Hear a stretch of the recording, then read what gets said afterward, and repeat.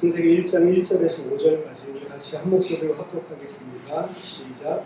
태초에 하나님이 천지를 창조하시니라. 땅이 혼돈하고 공허하며 바람이 비풍이게 되고 하나님의 이름은 신을 운행하시니라.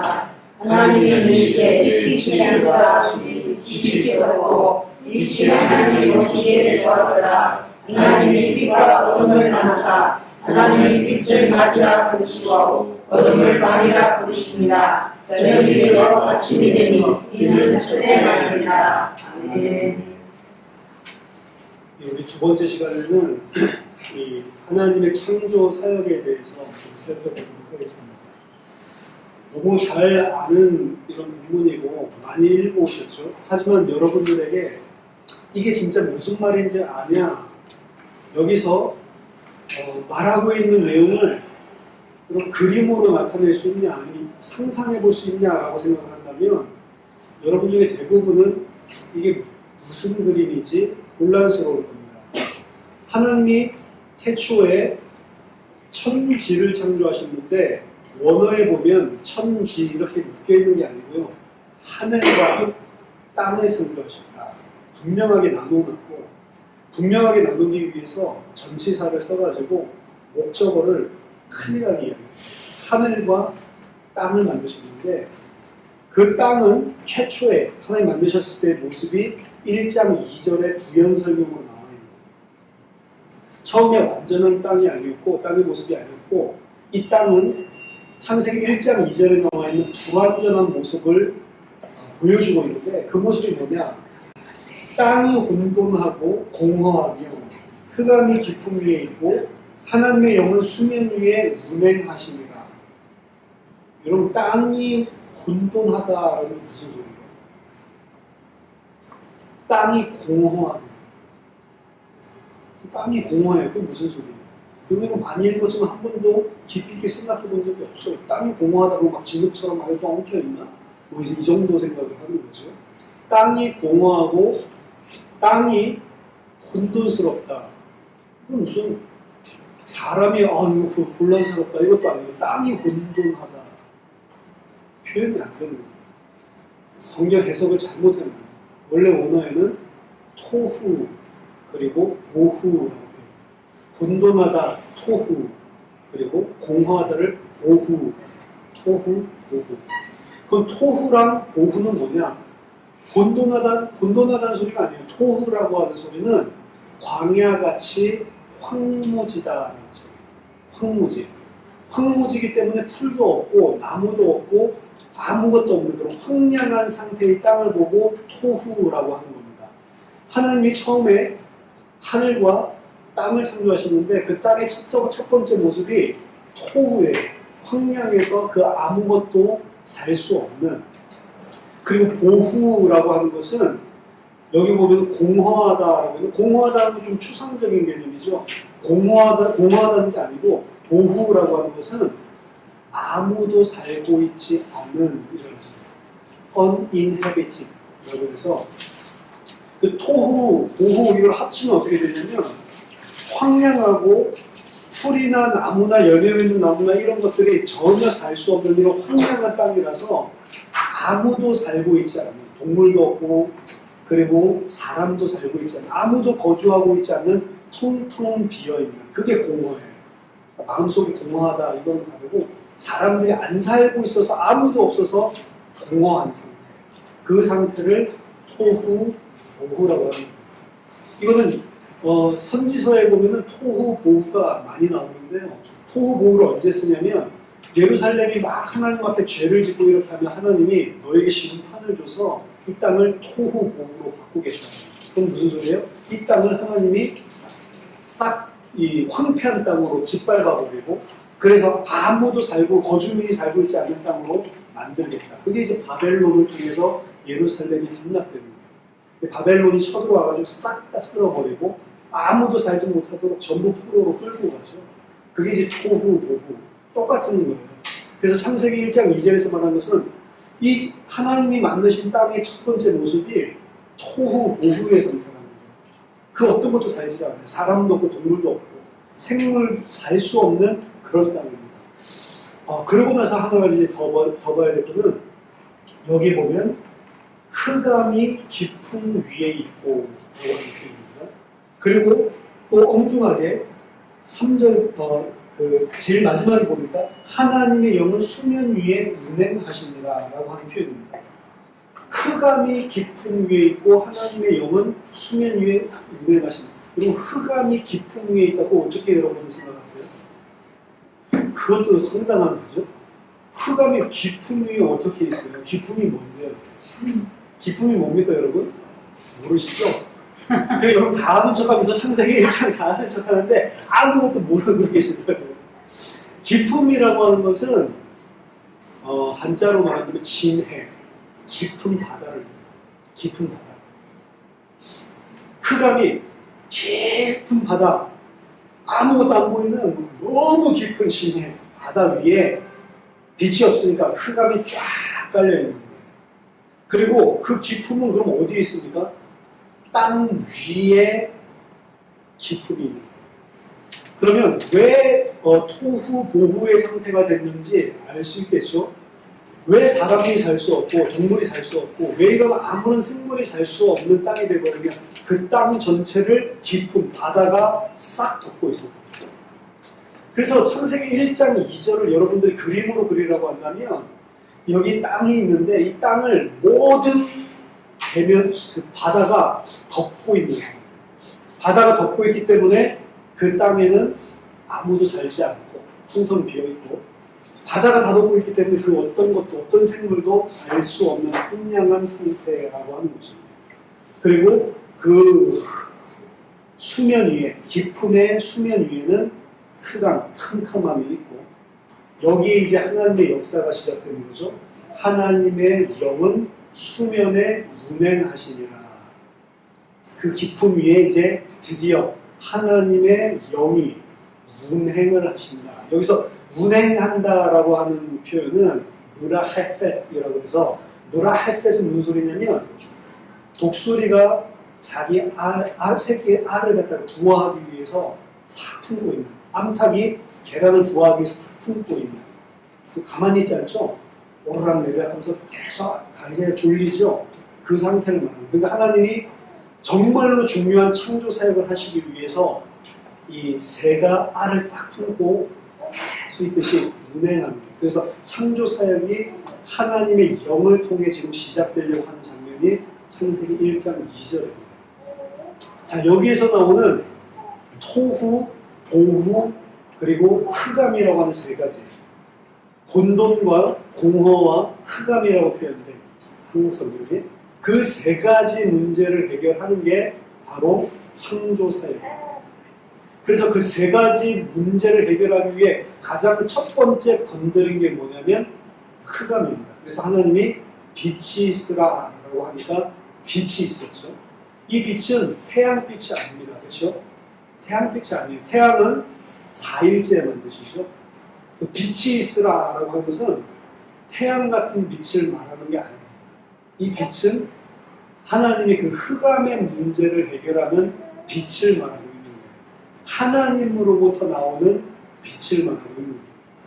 그리고 이 빛은 결국에는 흑암을 다 물리치고 마지막 계시록 20장에서 22장을 보면 우리가 새하늘과 새 땅, 천국에 살게 되는데 새하늘과 새 땅에는 태양이 없다라고 합니다. 달도 없다라고 얘기합니다. 그리고 거기 밤이 있어요? 밤이 없습니다. 밤이 없어요. 밤이 없고 영원히 낮인데 왜 영원히 낮이라고 그러죠? 빛이 하나님으로부터 계속 나온다고 얘기했죠. 그 빛은 태양빛이 아니라는 거예요. 창세기에서 처음에 1장에서 나오는 창조의 사역은 흑암과 혼돈과 공허 이 세 가지를 해결하는 방향으로 진행이 될 것인데 빛으로 흑암의 문제를 먼저 해결하시는 장면입니다. 하지만 창세기 1장에서 흑암의 문제가 다 해결됐나요? 다 해결 안 됐죠. 여전히 흑암이 있기 때문에 낮이 있고 밤이 있고 그렇죠? 아직 흑암의 문제는 완전히 다 해결은 안 된 것입니다. 흑암의 문제가 언제 완전히 다 해결돼요? 계시록 20장에서 22장 새하늘과 새 땅에서 완전히 해결됩니다. 창세기 1장에서 하나님께서 시작하신 이 창조 사역은 어디에서 마무리가 되냐면 계시록 20장에서 22장에서 마무리가 됩니다. 흑암의 문제가 완전히 해결되는 그 시간표까지. 그 시간표에 있기까지 아직 창조는 완전하지 않은 겁니다. 그래서 하나님이 보시기에 좋았더라라고 이야기를 하죠. 빛이 있었고 그리고 빛을 낮이라 칭하시고 어둠을 밤이라 칭하시니라. 저녁이 되고 아침이 되는 첫째 날이다 라고 이야기를 하는데 하나님 빛이 있으라 했더니 빛이 있었고 하나님 보시기에 좋았더라라고 표현하죠. 키토 좋았더라라고 표현을 하는데 하나님 보시기에 좋았지만 창세기 1장에서 일어난 모든 하나님의 창조 사역은 좋기는 좋지만 완성된 것은 아닙니다. 하나님의 창조 질서 가운데 하나님의 창조의 목적에 따라 그 시간표에 맞게 정확한 일들이 일어나고 하나님의 통제 안에 모든 창조의 과정이 그대로 하나님이 계획하신 대로 일어나서 하나님 보시기에 좋았다라고 이야기는 하지만 베스트는 아니에요. 굿이랑 베스트 아시죠? 굿은 좋은 것이지만 베스트는 완벽한 걸 말합니다. 최고의 것을 말합니다. 좋기는 좋지만 최고의 것은 아니에요. 진짜 창조 사역의 완성은 언제 되냐면 하나님 보실 때 베스트, 최종적인 최고의 창조 사역은 언제 끝나냐면 새하늘과 새 땅에서 끝납니다. 그래서 구약에서 보여주는 창조 사역은 흑암과 혼돈과 공허를 하나님께서 해결을 하시지만 흑암과 혼돈과 공허의 문제가 완전히 해결되지 않고 다 조금씩 남아있어요. 새하늘과 새 땅에서 이 문제가 싹 다 해결됩니다. 그래서 좋지만 완전하진 않아요. 완전하게 될 여지가 여전히 남아있는 창조입니다. 두 번째 날에 뭘 창조하시죠?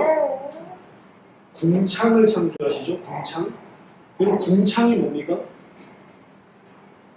하나님께서 궁창을 창조하셔서 여기 보니까 물과 물로 나뉘라라고 얘기를 하시죠. 그리고 하나님이 궁창을 만드사 물 가운데에 궁창이 있어 라는 표현이죠. 지금 어떻게 됐다고 했어요? 땅이 있고 땅을 바다가 다 덮고 있죠.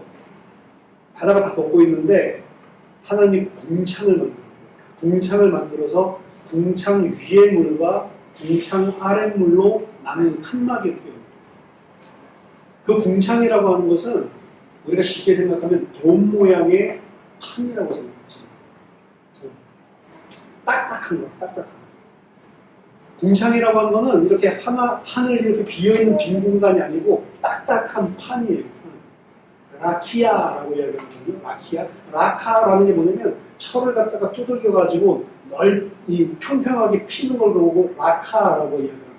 그게 라카라는 동사인데 라키아는 평평하게 쳐서 두들겨서 펴진 판이라는 소리예요.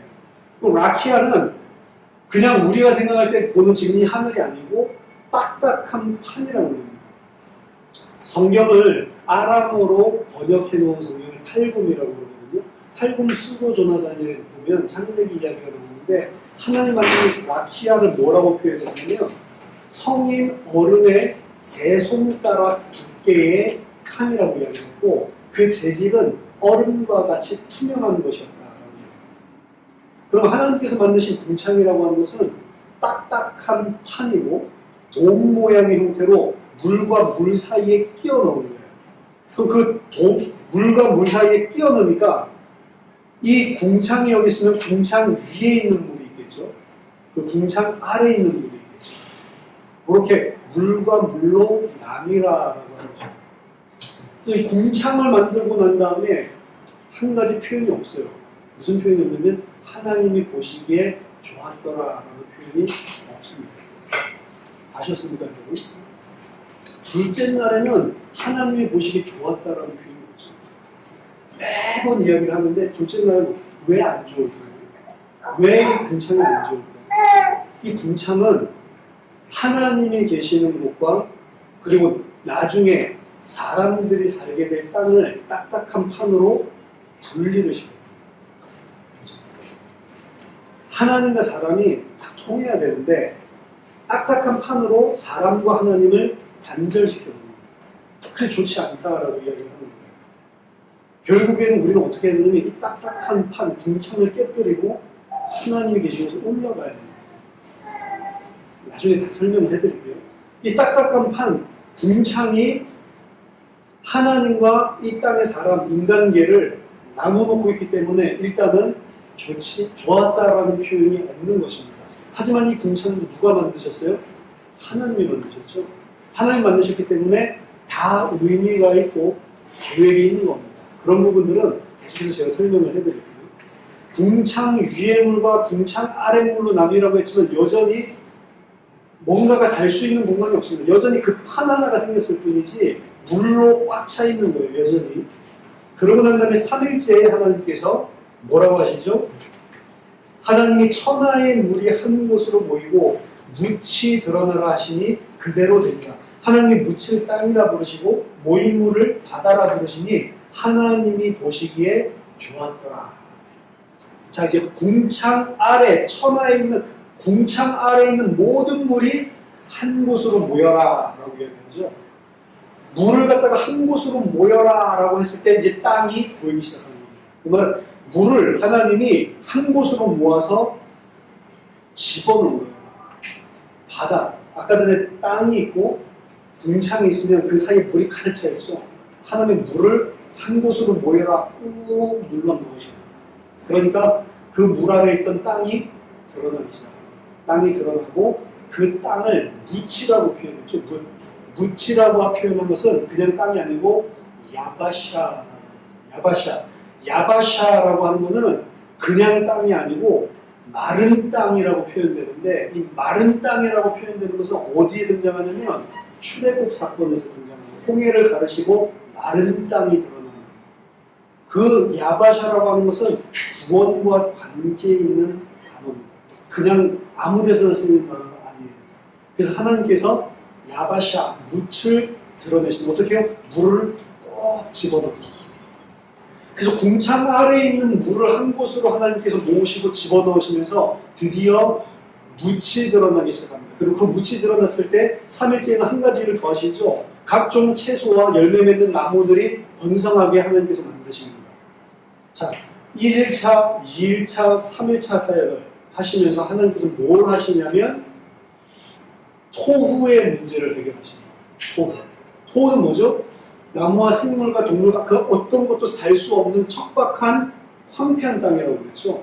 토후의 문제를 하나님께서 1일차, 2일차, 3일차 사역을 통해서 해결을 하시는 겁니다. 그리고 4일차부터 6일차까지는 보후, 텅텅 비어있는, 아무도 살고 있지 않는 그 텅텅 비어있는 공간을 이제 채우시는 사역을 합니다.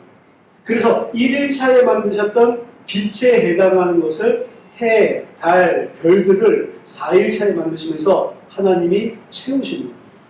해, 달, 별이 있을 수 있는 공간을 하나님 만드셨어요. 1일차 때. 그게 뭐냐면 궁창이라는 거예요. 궁창에 해와 달과 별을 받아 넣으십니다. 저희 교회에서 이 설교를 했더니 하늘은 그냥 저렇게 돼 있는 게 아니고 저 위에 딱딱한 판이 있구나. 사람들이 이렇게 생각을 하시는데요. 아니, 우리는 비행기 타고, 이 로켓 타고 알잖아요. 우주선 타고 인공위성 딱딱한 판 없잖아요. 근데 왜 성경에서 이렇게 이상하게 표현을 해놨냐면 이거 성경에 언제 쓰였죠? BC 1200년에서 BC 1500년 그때 쓰여진 겁니다. 그때 사람들은 하늘에 딱딱한 판이 있는 줄 알았어요. 옛날 사람들이 그렇게 믿었다고요. 그게 옛날 사람들이 쓰니까 하나님이 궁창을 이렇게 만드셨다라고 해서 그 사람들이 가지고 있는 과학, 그 사람들이 가지고 있는 세계관으로 하나님이 표현해 준 거예요. 진짜로 그 딱딱한 판이 있다는 게 아니고. 그러니까 이 사람들 어떻게 생각하냐면 딱딱한 돔 형태의 그런 판이 있는데 거기에 별이 박혀 있고 거기에 해가 박혀 있다고 해서 그리고 기차 레일처럼 해가 움직이는 레일이 있어요.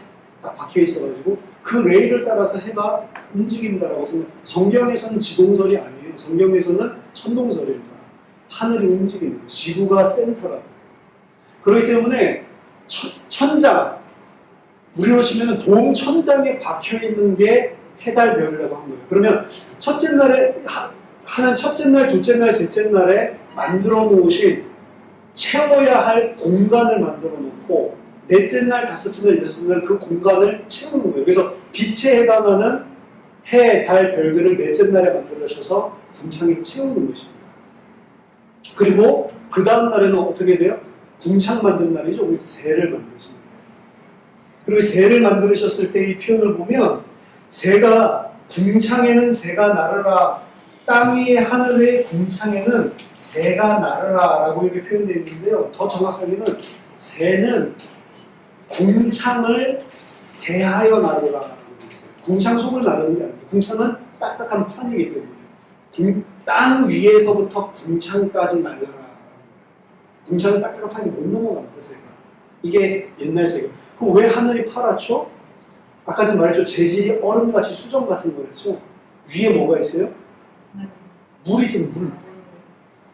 위에 물과 아래 물이 있다고 그랬죠. 아래 물을 꼭 넣어가지고 지금 육지가 나온 거잖아요. 그럼 궁창 위에는 위에 물은 그대로 있죠. 물 색깔이라고 위에. 이 이야기하니까 저희 성도님들이 올라오면 물이 있구나. 근데 그 이야기 아닙니다. 고대 근동 지방에 살았던 사람들에게 하나님이 설명해 준 거죠. 그 사람들이 가지고 있는 우주관을 가지고 어디 수정 같은 것도 없고 물도 없어요. 그렇게 설명을 해준 거예요. 꽉 차 있죠. 그러니까 그 궁창을 경계로 궁창을 대할 땅 위에서부터 궁창까지만 새가 나를 수 있다라고 표현해. 이런 것들도 전부 다 그때 당시의 세계관으로 창세기 1장에 쓰여졌다는 것을 알게 되는 겁니다.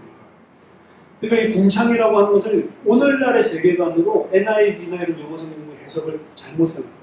궁창이라고 표현을 하지 않고 익스텐스, 빈 공간을 만드셨다. 이런 식으로 자의적으로 해석을 해놨는데 원래 의미는 그런 게 아닙니다. 그래서 둘째 날에 하나님께서 그 궁창에 날아다니는 새를 만드시고 그리고 바다에 생물들이 번성하게 하시죠. 그리고 마지막 날, 셋째 날에는 이제 야바샤, 묻이 드러나고 거기에 식물들을 만드시죠. 그리고 그 묻에 사는 땅의 짐승들, 가축들, 그리고 땅에 기는 것들, 이 모든 것들을 마지막 날에 만드시는 겁니다. 그리고 이 셋째 날에는 일을 두 가지 하셨죠. 물을 꼭 집어넣어서 묻이 드러나게 하셨고 그 다음에 식물을 심으셨잖아요. 마찬가지로 여섯째 날에는 일을 두 가지 하시는 겁니다. 동물들, 짐승들, 기는 것들만 만든 게 아니고 이 모든 것을 다 만드시고 난 다음에 최종적으로 하나님의 형상, 우리의 형상대로 사람을 만들자라고 하면서 동물과 짐승들 만들고 난 이후에 한 가지 일을 더 하시는 거예요. 사람을 만드신 겁니다. 그리고 그 사람을 창조하시는 사역, 사람을 만드시는 그 사역이 제일 하이라이트로 하나님께서 표현하고 있는 겁니다. 마치 우리 아기가 태어나기 전에 부모님들은 아기가 태어나면 필요한 모든 육아용품을 다 준비를 해놓죠. 아기에게 필요한 모든 것을 다 가지고 얘가 태어나면 어디에서 재워야 되지? 뭘 입혀야 되지? 얘가 태어나면 필요한 게 뭐지? 태어나지 않았는데 태어나기 전에 미리 이 아이를 위해서 모든 것을 바람직한 부모고 능력 있는 부모라면 다 준비해놓고 그리고 출산을 하죠. 똑같습니다. 하나님께서 제일 마지막에 사람을 창조하시는데 하나님의 모든 계획은 누구에게 있냐? 이 사람에게 있는 거예요. 왜 모든 것을 이렇게 다 창조하셨죠? 사람에게 정복하고 다스리고 통치하도록 주시려고. 그래서 하나님의 모든 포커스는 사람에게 있고 사람에게 특별한 계획이 있는 겁니다. 하나님이 창조물, 우주 만물에 관심이 있는 게 아니고 하나님의 형상을 가진 사람에게 모든 포커스가 맞춰져 있는 거예요. 그래서 사람을 창조할 때만 하나님이 계획하는 장면이 등장합니다. 다른 거 창조할 때는 그냥 말하면 그대로 됐죠. 근데 하나님께서 사람 창조할 때는 특이하게 성경에서 계획을 하시는 장면을 보여주고 있다고요. 창세기 1장 26절입니다. 하나님이 이르시되 우리의 형상을 따라 우리의 모양대로 우리가 사람을 만들고 그들로 바다의 물고기와 하늘의 새와 가축과 온 땅과 땅에 있는 모든 것을 다스리게 하자 하시고 하나님이 자기 형상 곧 하나님의 형상대로 사람을 창조하시되 남자와 여자를 창조하시고 하나님이 그들에게 복을 주시며 하나님이 그들에게 이르시되 생육하고 번성하여 땅에 충만하라 땅을 정복하라 바다의 물고기와 하늘의 새와 땅에 움직이는 모든 생물을 다스리라 하십니다. 계획하시죠? 26절에 보면 하나님이 우리의 형상을 따라 우리의 모양대로 우리가 사람을 만듭니다. 여기 보면 하나님이 이것이다. 하나님이라고 하는 것은 단수로 표현되어 있고 우리라고 하는 것은 복수로 표현되어 있죠. 하나님이라고 하는 단어가 엘로힘입니다. 엘로힘은 우리가 하나님이라고 표현을 하지만 엘로힘은 복수형이에요. 사실. 복수형이지만 단수로 받는 그런 군진 명사 같은 원래는 엘로하, 엘 이게 원래는 단수형인데 엘로힘 우리가 성경에서 하나님이라고 했을 때는 엘로힘은 전부 다 사실 형태 자체가 복수형이에요. 그리고 우리가라는 표현이 등장합니다.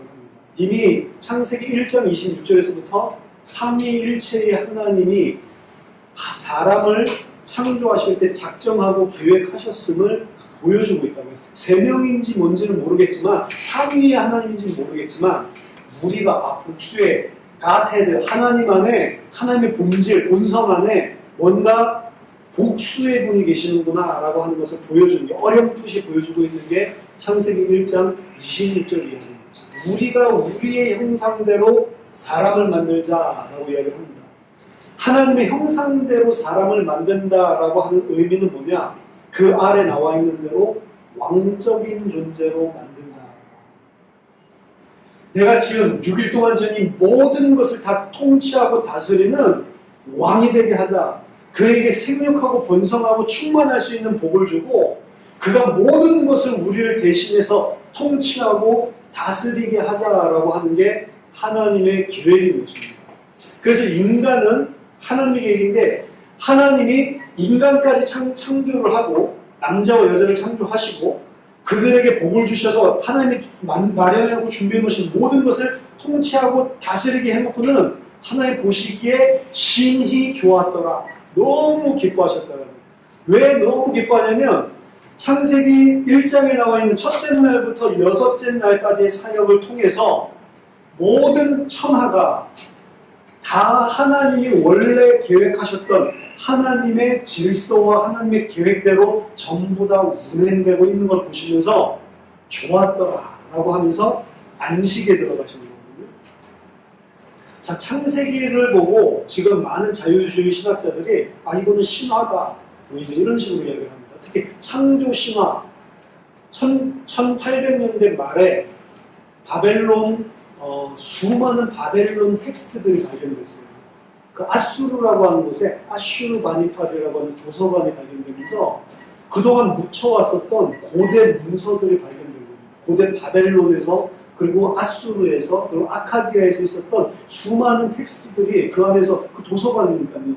당시 최고의 나라가 아시리아였잖아요. 아슈르 바니팔 도서관에서 수많은 텍스트들이 나왔는데 이 텍스트들을 보니까 각 나라들마다 각각 자기의 창세기 설화가 있는 거예요. 신화가.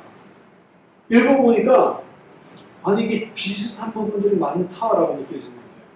그 중에 하나가 여러분 들어보셨을지 모르겠지만 애뉴마 엘리시라고 하는 그런 작품입니다.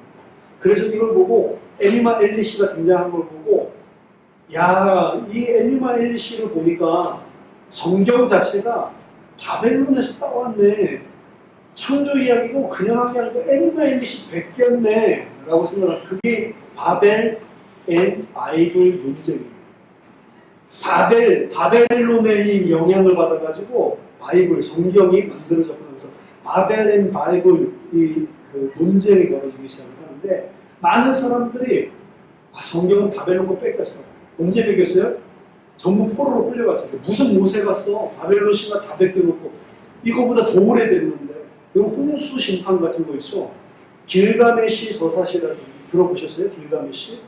아트라시스 안 들어보셨죠? 이제 알아놓으시면 됩니다. 요새는 이게 한국에서는 어린이 동화책으로 길가메시 서사시라든지 애들도 다 합니다. 근데 거기 보면은 길가메시 서사시를 보면 신이 진노를 해가지고 사람들 다 쓸어버리려고 하는데 에아라고 하는 신이 사람들 불쌍하니까 길가메시를 찾아가서 살려줍니다. 네가 살아가려면 어떻게 해? 방주를 만들어. 방주를 3단으로 만들고 그 방주 안에 모든 동물들을 한 성씩 가져다. 그래서 인류를 살려준다고요. 그리고 그 방주가 어떻게 땅에 떨어지냐? 나중에 산에 걸려서 내려오는데 어떻게 알아내냐? 새를 내보냅니다. 새를 내보내니까 앉을 데가 없으니까 빙빙 돌다가 다시 돌아오고, 그래서 다시 내보내니까 빙빙 돌다가 똥을 삑 싸고는 날아가서 안 돌아온 걸 보고 아 이제 내릴 때가 됐구나. 여러분 어디서 많이 읽은 이야기죠? 근데 이 길가메시 서사시의 이야기는 우리가 가지고 있는 성경보다도 짧게는 몇백 년, 길게는 1000년도 더 오래 전에 있었던 서사시랍니다. 그럼 노아의 방주 이야기가 맞습니까? 길가메시가 맞습니까? 딱 그걸 보니까 야 이거 뭐야 길가메시 서사시 이거 뺏은 거잖아 생각할 수 있겠죠. 성경이 훨씬 늦게 쓰여진 거니까. 이게 바벨은 바이블 문제입니다. 그래서 급격하게 자유주의 신학이 성경을 공격하기 시작합니다. 이거는 바벨론의 포로로 잡혀갔을 때 영향받은 사람들이 짜깁기 해가지고 써놓으면서 무슨 모세가 지었다 이런 말도 안 되는 소리를 한 거지 이런 것은 하나님 말씀 아니다. 그리고 이걸 하나님 말씀이라고 친다면 바벨론에 있었던 아카디아 문명에 있었던 이런 오래된 텍스트 이거를 바이블로 삼아야지 무슨 이게 하나님 말씀이냐라고 논쟁을 했다. 창세기 1장에 나와 있는 창조 이야기도 이 바벨 바이블 논쟁에서 발견된 애니마 엘리시를 보니까 이게 비슷한 거예요. 그래가지고 창세기 1장 1절을 우리는 전통적으로 태초에 하나님이 천지를 창조하시니라 라고 해석해 왔잖아요. 근데 그것을 20세기에 들어서 이 바벨 바이블 논쟁이 일어나면서 처음으로 어떻게 해석하는 무리들이 일어났냐면 태초에 하나님이 천지를 창조하기 시작하실 때에 그때의 땅은 이런 식으로 해석하는 사람들이 생겨났어요. 뭐 그렇게 해석해도 돼요. 문법적으로 아무 하자가 없어요. 하나님이 태초에 천지를 창조하기 시작하실 때의 땅은 이런 식으로. 그래서 앞에를 부사구로 끌어가지고 씁니다. 왜 그걸 하는 줄 아세요? 그렇게 해석해도 문법적으로는 아무 하자가 없습니다. 이게 다 히브리어 전문가들이 해석을 하는 거예요. 근데 2000년 동안 한 번도 그렇게 해석하지 한 적이 없는 그 성경을 갑자기 부사구로 끌어다가 해석을 하기 시작했다고요. 왜 그런 줄 아세요? 애니마 엘리시가 신들이 높은 곳에 있었을 때에 라고 하는 부사구로 시작을 하거든요. 그래서 성경이 애니마 엘리시 따온 거다라는 것을 증명하기 위해서 그렇게 해석을 하는 거예요. 그래서 성경을 보면서 야 이건 애니마 엘리시 짝퉁이고 저거는 길가메시 짝퉁이다 라는 식으로 몰아붙이기 시작을 했다. 그런데 다 인정을 하고 예를 들어서 그러면 지금 성경에서 말하고 있는 건 도대체 뭐야? 라고 하는 의문점이 생길 수가 있습니다. 여러분 아까 전에 봤던 무슨 딱딱한 판 뭐 이런 것들 이야기를 했지만 성경은 하나님이 하나님의 백성을 살리기 위해서 그들이 알아듣는 수준으로 맞추셔서 계시를 하시는 거예요. 네. 고대 근동지방에 있었던 모든 사람들, 모든 민족들은 그들이 가지고 있는 창조 설화를 보면 다 뭐가 등장하면 물이 등장합니다. 바다가 땅을 다 덮고 있다. 우리 똑같이. 바다가 땅을 덮고 있고 어디서 또 땅은 물에서부터 나오는 거예요. 그럼 물에서 어떻게 나오냐면 대부분은 자기네들이 섬기는 말뚝이라든지 발이라는 신이 있잖아요. 최고 국가신. 그 국가신이 물들, 바다 귀신을 부숴버려요. 바다 귀신이 이 혼돈의 세력이라고 표현을 해요. 이 바다 귀신 혼돈의 세력이 못 살게 보는 거야. 혼란스럽게 세상을 만드는 거야. 그래서 안 되겠다 이래가지고 저거 제어를 해보려는데 제어가 안 돼. 너무 힘이 세서. 그 물귀신 이름이 티아맛입니다. 티아맛.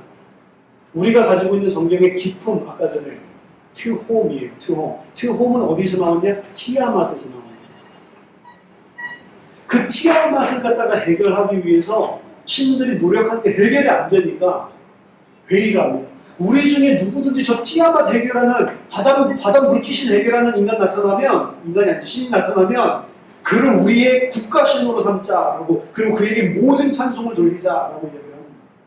그래서 거기서 진짜 말뚝이라는 신이 딱 일어나는 거예요. 그럼 내가 한번 해볼까? 나 하면 너를 어떻게 해줘? 너를 최고 신으로 우리가 섬기겠다. 그래? 기다려. 그래서 말뚝과 티아맛 사이에 피 터지는 전쟁이 일어납니다. 그리고 결국에 누가 이겨요? 말뚝이 이기죠. 말뚝이 이기고 나서 티아맛의 배를 갈라서 반은 땅으로 만듭니다. 그 반은 궁창을 만듭니다. 그것을 가르다라는 표현. 아까 전에 궁창을 만들었을 때 가르다라는 표현이 나오죠. 위의 물과 아래 물은 아니라, 이게 똑같은 표현입니다.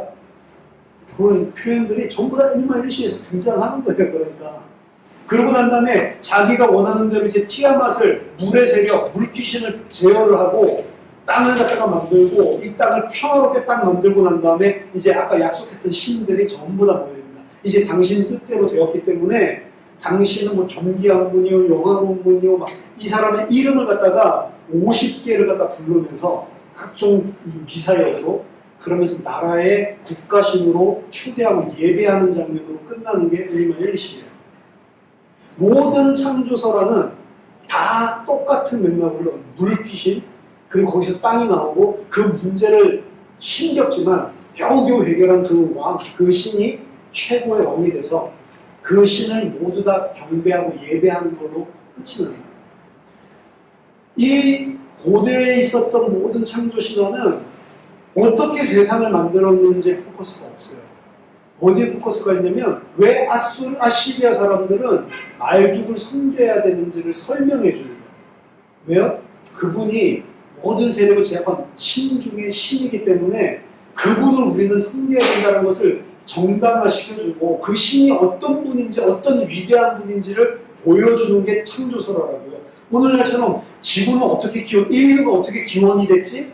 그런 기원을 밝히기 위해서 쓰는 과학책이 아니고 그 모든 창조신화는 우리나라의 이 신이 최고야. 우리나라로 친다면 단군이 짱이야. 뭐 이런 식으로 뭔가 자기네들이 섬기는 신을 최고의 신으로 찬양하기 위해서 만들어 놓은 거예요. 그래서 마지막은 찬양과 예배로 다 끝나는 것입니다. 그런 세팅 가운데서 고대 근동지방 사람들은 살고 있었다.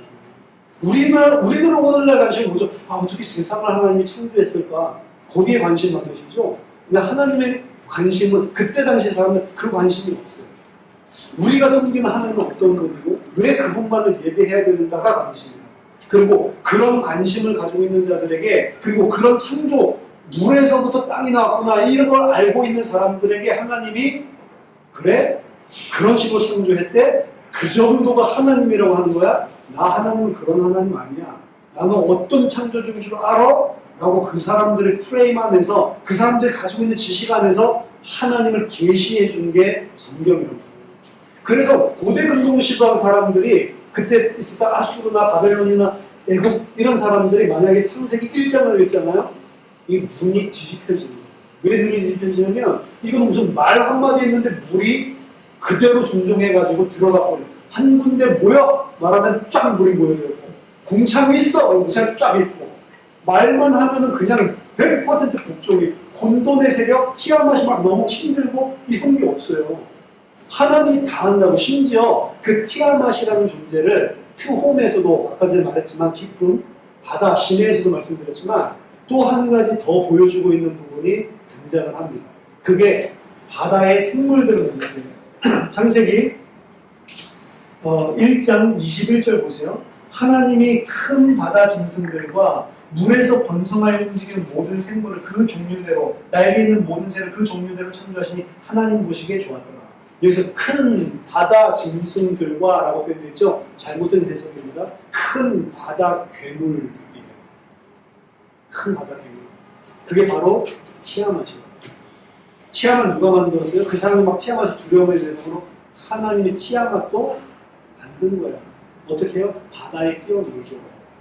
관상어로 보고 즐기는, 우리 열대어들 막 이 수조에 넣어놓고 막 쳐다보고 와 색깔 예쁘다 이러잖아요. 그런 것처럼 티아만 만들어 놓고 하나님이 가지고 놀던 애완동물이라고 아무것도 아니야 라고 하는 것을 보여줍니다.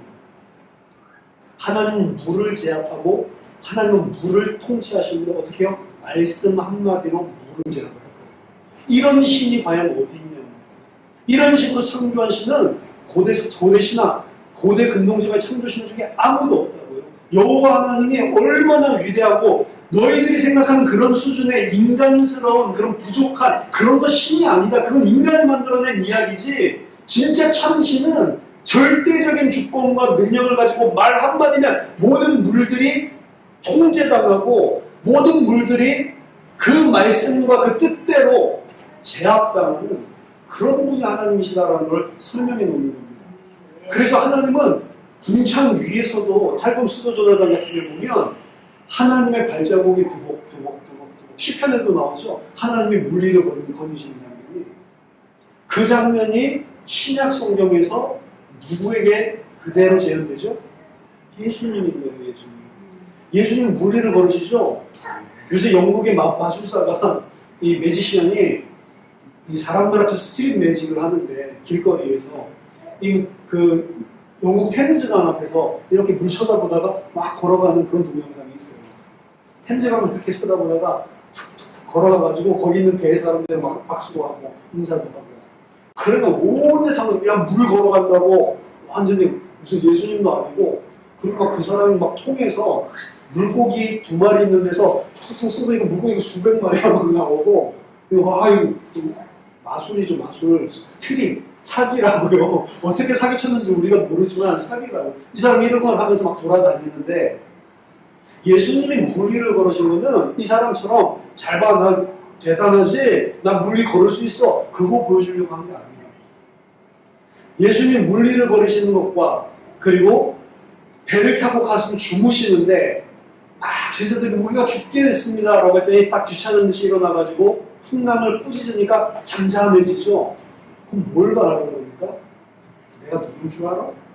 나 하나님이야. 그거 말하는 거예요. 그러니까 무리를 걷는다 그러면 야 어떻게 무리를 걷지? 우리는 이렇게 말하지만 이스라엘 사람은 무리를 걷는 그걸 봤을 때 저 하나님이야? 이렇게 생각해요. 저가 도대체 누구이길래 말 한마디에 풍랑이 잠들지?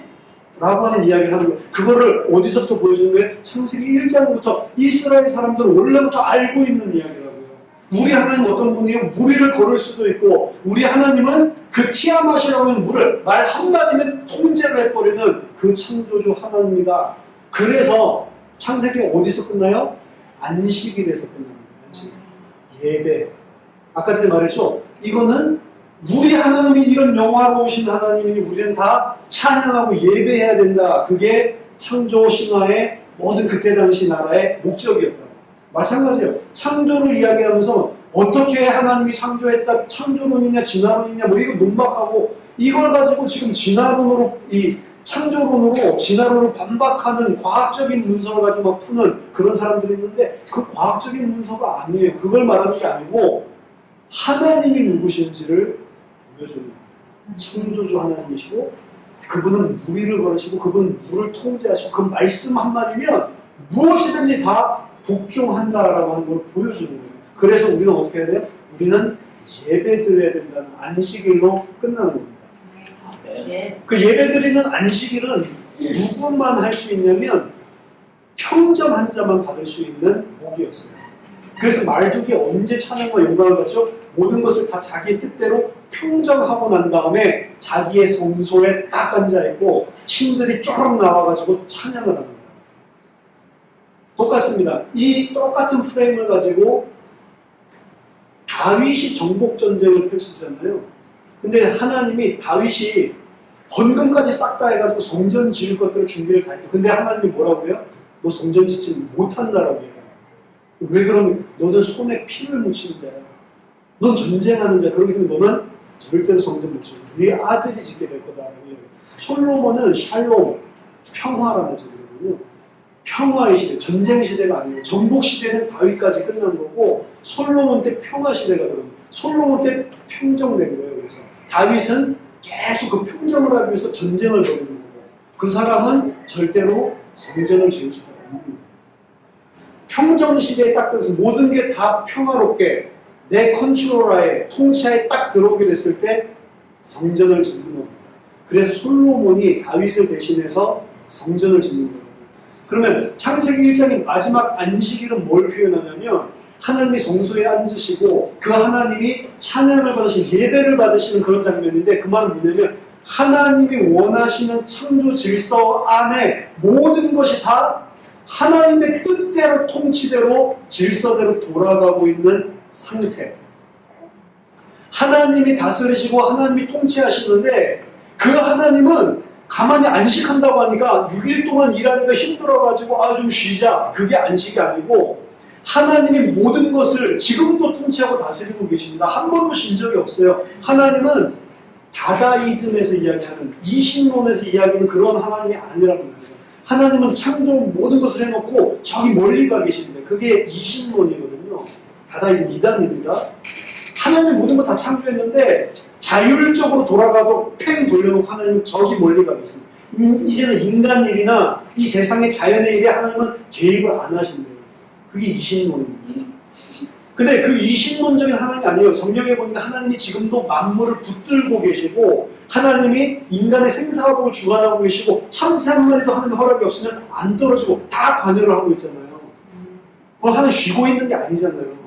근데 왜 안식을 한다고 이야기하냐? 그 안식은 하나님이 이제 너무 이제 6일 동안 짓는다고 힘들었으니까 쉬는 게 아니고 하나님이 원하시는 대로 모든 것이 다 다스리고 통치를 받고 있는 창조의 질서 아래 돌아가고 있는 상태, 그 상태가 하나님 안식하신다라고 합니다.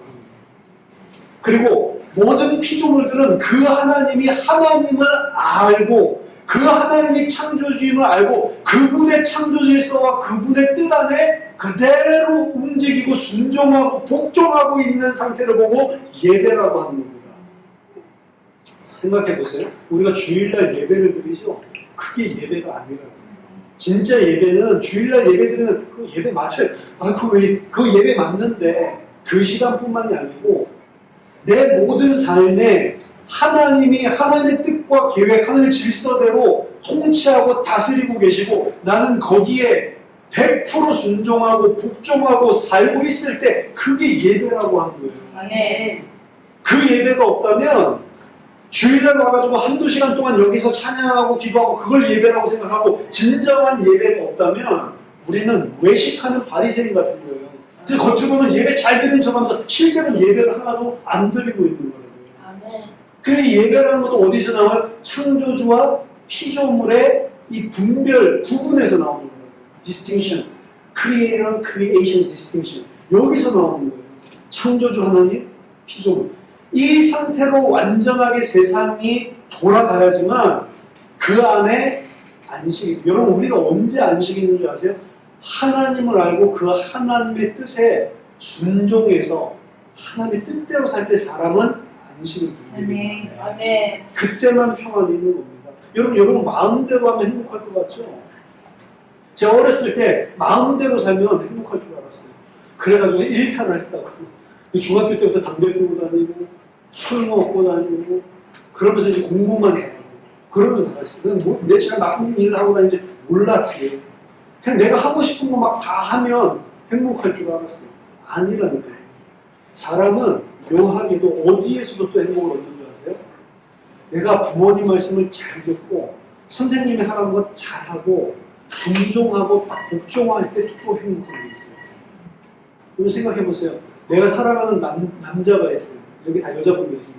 내가 사랑하는 남자가 있어요. 그 남자가 뭘 나에게 원해. 그걸 갖다가 내가 힘든 일인데도 딱 순종을 해서 그 일을 해낼 때 그 남자가 내 일 해주면 남자가 좋다. 남자가 좋은 게 아니고 순종하는 여자가 행복한 게 있다.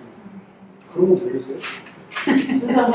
집 좀 깨끗하게 치워놔 그래가지고 내가 힘든데도 그래 우리 남편이 깨끗한 집을 좋아하니까 이래가지고 막 집을 청소를 하는데 몸은 힘들고 막 어려운 것 같은데 거기에 내가 뭔가 남편이 원하는 것을 다 해내고 남편을 정말로 남편답게 사랑하는 사람답게 내가 이걸 섬겼다라고 생각을 할 때 그때 내 안에서 몸은 힘든데 기쁘다. 그게 남편 왔는데 알아주지 않으면 이제 툭 빠지는 거죠. 그렇게까지 내가 이렇게 힘들게 해놨는데 남편이 와가지고 너무 감사하다 이렇게 하면 참 좋을 건데 와가지고 알아주지도 않고 또 양말 벗어서 아무데나 던지고 막 이러면 폭발을 하는 거지. 사람은 내가 사랑하는 사람 그리고 내가 원하는 사람에게 뭔가 순종을 할 때에 느끼는 묘한 행복이 있습니다. 이 불량배들은 선생님 말 안 듣고 막 일탈하는 데서 행복을 느끼는지 몰라도 모범생은 모범생 컴플렉스라고 하는데 말을 잘 듣고 순종하는 데서 얻는 이 행복이 있습니다. 쟤는 맨날 선생님 말 듣고 저 바보같이 맨날 저기 공부하고 근데 얘는 그렇게 하는데 너무 행복한 게 있다는 거예요. 여러분 모범생 아니니까 잘 모르시겠어요. 모범생들은 그래서 모범생들 나름대로 그렇게 너무 순종을 잘하면서 느끼는 행복. 왜 그런 순종을 하는데 느끼는 행복이 있는 줄 아세요? 사람은 원래 하나님이 창조하신 질서와 하나님의 뜻대로 순종하면서 살 때 가장 평안하고 행복하고 안정적이고 안식을 누리게 되는 거예요. 그게 원래 사람이기 때문에 인간 관계들 속에서도 그런 부분들이 드러나는 거예요. 일본 영화 보시면 저는 뭐 일본을 뭐 우리나라의 침략 배경이 있기 때문에 그렇게 좋아하진 않지만 일본 여자들 보면은 그 남편이나 뭐 이런 사람들 앞에 딱 물어보면서 하이 하이 뭐 이렇게 하죠. 그러면서 막 내 목숨이라도 줄 수 있어요 막 그러면서 완전히 죽도록 복종하게 보여주죠. 완전히 무릎 딱 꿇고 벌레 딱 들고 앉아가지고. 근데 그렇게 하이 하이 하면서 나를 당신이 마음대로 정복하고 지배해주세요 하이 하이 이러면서 느끼는 행복이 있다니까. 왜 사람이 그게 있냔 말이에요. 하나님이 원래 인간을 하나님의 뜻에 순종하고 복종하고 그 창조 질서 아래에 들어갔을 때 안식을 얻고 행복하게 만들어 놓은 그게 원래 사람이라고요. 그래서 하나님의 모든 것이 다 하나님의 통치 아래 사람마저도 다 하나님의 뜻과 하나님의 질서 안에 들어가셨을 때 보시기에 심히 좋았더라 라고 하시면서 안식에 들어가시는 겁니다. 그리고 인간은 그 하나님을 찬양하는 겁니다. 이게 하나님의 창조의 사역입니다. 그리고 그 인간이 당연히 그 하나님께 복종해야 되고 순종해야지 그 안식 가운데 들어갈 수 있음을 보여주는 게 창세기 2장 7절에 선악을 알게 하는 나무의 실과를 먹지 말라. 2장 17절에 그것을 먹는 날에는 정령 죽으리라 라고 하는 하나님의 명령을 주십니다. 이것을 행위 언약이라고 부르는데 이 말씀에 순종해라. 순종하지 않으면 너는 죽는다. 정령 죽는 것이다 라고 하는 것을 던져주는 겁니다. 선악과를 던져준다고요. 말씀을 던져. 이 선악과를 우리보다 성경을 훨씬 더 잘하는 유대인들. 유대인들은요. 오경을 창세기부터 신명기까지 달달달달 외워요. 여러분 외우지 않죠? 창세기 1장도 못 외우겠죠? 근데 어려서부터 노래고 부르고 이러면서 암기를 해가지고 다 외우고 있어요. 그래서 이 사람들은 어떤 구문이 나오잖아요. 뭐 예를 들어서 어찌하여 네가 이 일을 하였느냐라고 하나님이 책망하시는 창세기 3장의 구문 어찌하여 네가 이 일을 하였느냐라고 하는 구문을 딱 들리면 아 그거는 무슨 어디 성지서에서 나오고 어디 역사서에도 나오고 어디서 몇 번 나오는데 13번 나오는데 이렇게 안다니까요. 대단하죠. 그러니까 그 사람도 완전 성경에 정통한 사람들. 성경을 너무너무 많이 읽고 완전히 필요한 것들 다 외우고 필요한 구문은 몇 번 나왔는지까지도 대충 톡톡톡 생각하면 안다고요. 지금 랍비들도 그래요. 거의 하버드 대학이나 예일 대학에서 가르치고 있는 히브리어 그리고 구약 교수는 크리스찬이 아니고 랍비들이에요. 이 사람들은 다 외우고 있어가지고 하다가 이런 표현이 어디서 본 것 같은데 라고 학생이 이야기를 하면 그래 그거 몇 번 나와. 그걸 갖다가 몇 번 나올 때까지 그냥 생각하다가 그거 5번 나와. 여기저기. 이렇게 이야기를 해줍니다. 대단하죠? 우리 컴퓨터로도 잘 못 찾는데 그렇게 성경에 정통한 사람들 그 사람들이 창세기 2장 17절의 선악과에 대한 명령을 뭘로 받는 줄 아세요? 신명기 30장에서 모세가 주는 율법으로 받는 겁니다. 모세가 율법을 줄 때 뭐라고 이야기를 하죠? 자, 내가 이제 여호와의 뜻을 너희들에게 다 알려줬다. 이제 너희 앞에는 생사화복이 있다. 너희들이 택해라. 생명과 복을 택하든 화와 저주를 택하든 너희들이 무조건 선택을 해라. 나와 내 가족은 내 집안은 하나님께 순종하고 생명과 축복을 택하겠다라고 이야기합니다. 사람들에게 율법을 주면서 자, 이대로 순종하면 생명과 복이 있고 이 율법에 만약 너희가 불순종하면 저주와 화와 죽음과 재앙이 있다라고 하면서 너희 택해 라고 얘기를 합니다. 선악과를 그렇게 봅니다. 하나님의 말씀 명령을 그래서 이 선악과를 율법이라고 해석을 합니다. 이 사람 율법과 같은 역할을 하는 거예요. 율법은 뭐죠? 율법은 무엇이 죄고 무엇이 선인지를 알게 하는 거예요. 율법이 없으면 우리는 무엇이 선이고 무엇이 악인지를 모릅니다. 근데 하나님이 율법을 주신 거라고. 율법을 주셔서 이거는 죄고 이것은 악이야 라고 하는 기준을 인간에게 중범이에요. 그리고 그 내가 말한 이 기준에 따라서 너 행할래? 아니면 내가 말한 기준을 불순종할래? 라고 물어봅니다. 만약 불순종하면 너 죽는 거야. 순종할 때 생명과 복이 있는 거야 라고 말하는 게 율법이거든요. 그런 차원에서 봤을 때 선악과의 명령을 주시는 것도 똑같은 거예요. 아, 왜 선악과를 만들었어요? 이런 멍청한 질문을 하는 사람들이 있어요. 선악과를 만든 게 아니고 하나님이 무엇이 선이고 무엇이 악인지 말씀을 주신 거예요. 말씀.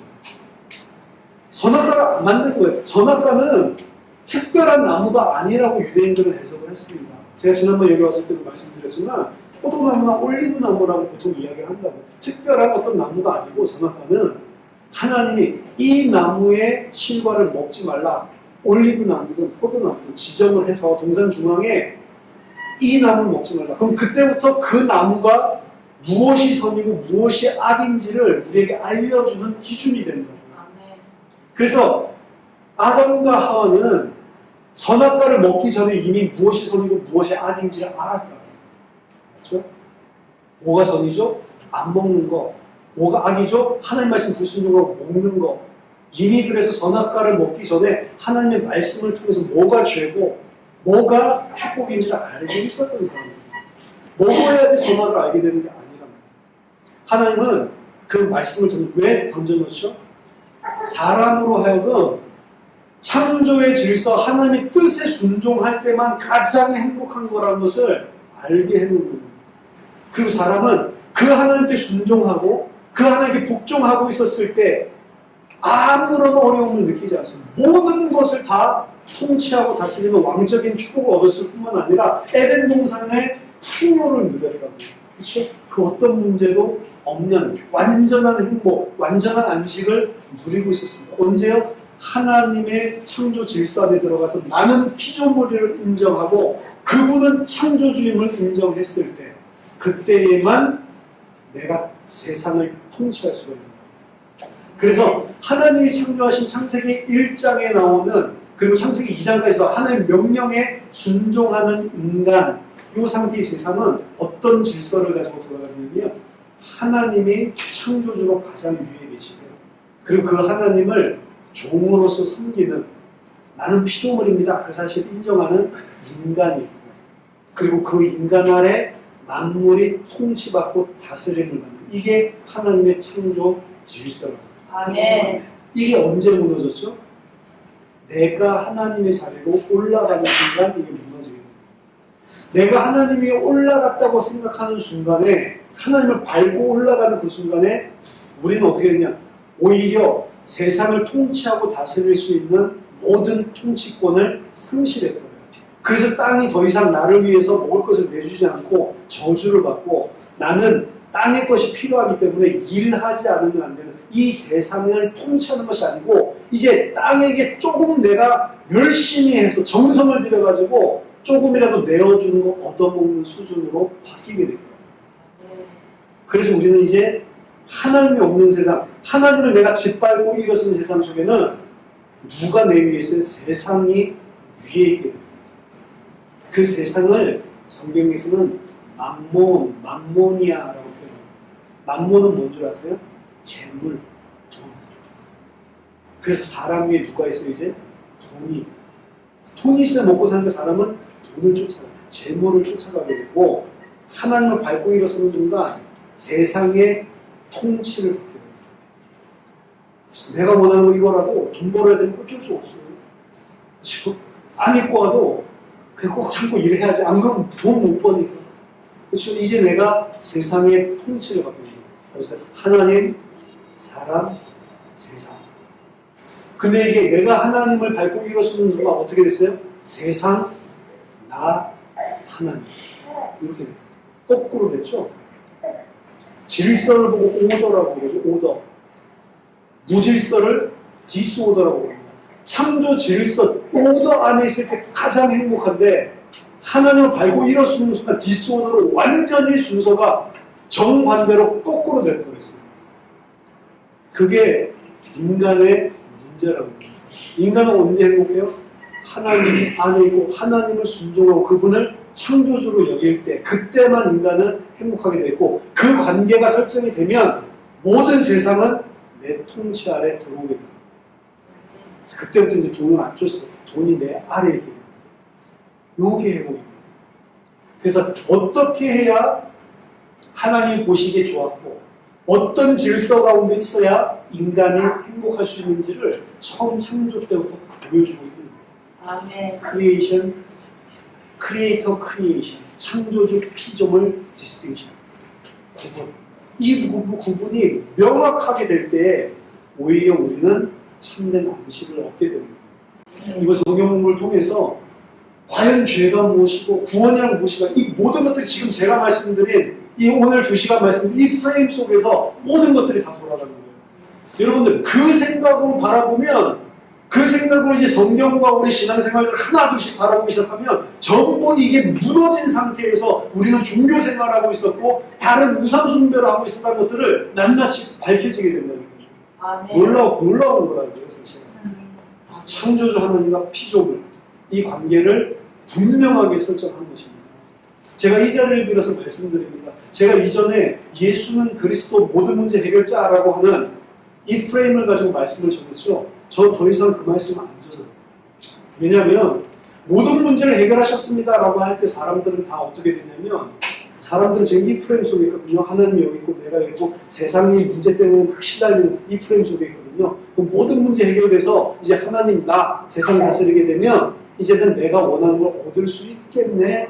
나 지금 이런 가정 문제 있는데, 나 이런 경제 문제 있는데 모든 문제 해결해서 이제 경제 문제에서 곧 해방되겠네. 이렇게 생각합니다. 육신적으로, 물론 제가 이전에 설교를 한 내용을 보면 모든 문제 해결이라는 의미는 그런 의미 아니다라고 제가 말씀드렸습니다. 말씀드렸는데 그 말씀은 한참 이제 깨닫고 나면은 나중에 이야기를 하지 처음에 그런 이야기를 안 하는 거예요. 왜냐? 그래야 솔깃해서 잘 들습니다. 그래야 내가 이전에 복음을 잘 몰랐구나라고 하면서 귀를 기울이니까. 어떻게 보면 모든 문제 해결했다라고 말하는 것은 사람들이 솔깃해서 집중해서 듣게 만들려는 어떤 인본주의적인 메시지라고 볼 수 있습니다. 성경에서는 그래서 그런 말이 없잖아요. 성경 안에 있는 대로 표현을 합니다. 제가 성경으로 돌아가자.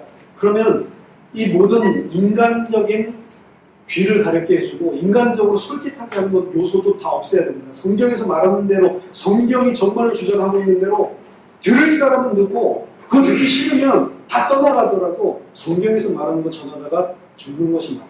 계속 성경에서 말하는 대로 증거하려고 하다 보니까 성경에서는 모든 문제를 다 해결했다. 예수가 이런 말이 없어요. 결국에 모든 문제를 다 해결했다라는 프레임 안에서도 어떻게 보는 거였죠? 그 믿음을 가지고 문제인데도 아니야, 이건 문제 아니고 하나님의 계획이 있는 거야. 이런 식으로 보게 만들었잖아요. 그럼 이 땅에서 문제가 있다는 말입니까? 없다는 말입니까? 여전히 문제와 고통이 있다는 말이죠. 있는데 그것을 다르게 해석하기 시작한 거예요. 믿음을 가지고. 그게 모든 문제 해결했다라고 하는데, 사실 모든 문제 해결했다라고 하면 그걸 다르게 해석해야 되는 그 말을 그렇게 듣는 사람은 없죠. 그럼 이 문제도 이제 사라지겠네 라고 듣죠. 그럼 잠시라도 그런 오해를 할 수 있을 만한 여지, 성경에서 말하고 있지 않는 그 프레임을 왜 말하겠냐. 저는 그 이야기를 안 하기로 했습니다. 모든 문제 해결 아닙니다. 해결됐죠. 우리가 그리스도와 함께 하늘에 앉혔다면서요, 이미. 아멘. 그럼 해결된 거죠. 아멘. 근데 이 땅 살아갈 때 해결 다 됐나요? 아니잖아요. 계속 문제 그대로 있잖아요. 질병도 그대로 있고, 고난도 그대로 있고, 가정의 문제도 그대로 있잖아요. 그거를 진짜로 성경에서 뭐라고 이야기하는지를 풀어줘야 되는 거지, 그걸 그냥 미래에 다 해결됐으니까 참어, 이게 아니라는 거지. 우리들이 새롭게 성경에서 말하는 대로 하나하나씩 다시 제조해요. 그래서 저희 교회에서는 이전에 썼던 사역자 교재, 그리고 말씀을 안 씁니다. 그래서 이번에 제가 여러분들에게 전달하는 이 메시지들을 잘 들으시고 더 성경에서 말하는 내용, 물론 제가 앞으로 다음에 또 올 기회가 있으면 또 더 그때가 좀 틀렸었던 것 같아요. 이야기하는 요소가 있을 수도 있습니다. 그렇지만 최소한 진짜 성경에서 말하는 대로 그대로 알려줘야 성경에 있는 믿음을 가지고 세상을 이길 수 있다라고 하는 게 기본적인 믿음이기 때문에 제가 계속해서 저도 성경을 알아가는 중이고 성경에서 말한 진리를 진리대로 전달해야 된다고 생각하기 때문에 제가 말씀드리는 방향은 성경에서 말하는 대로 하기 위해서 내가 최선을 다하는 것이지 저도 뭐 완전하진 않죠. 제가 성경적으로 틀린 부분이 있으면 지적을 해주세요. 하지만 제가 말씀드리는 게 성경에서 맞다면 우리가 성경대로 하는 게 맞습니다. 아멘. 그리고 제가 최근에 발견한 가장 중요한 것은 결국에는 창조주를 창조주로 여기고 나는 피조물인 것을 인정하는 이 부분이 가장 중요합니다.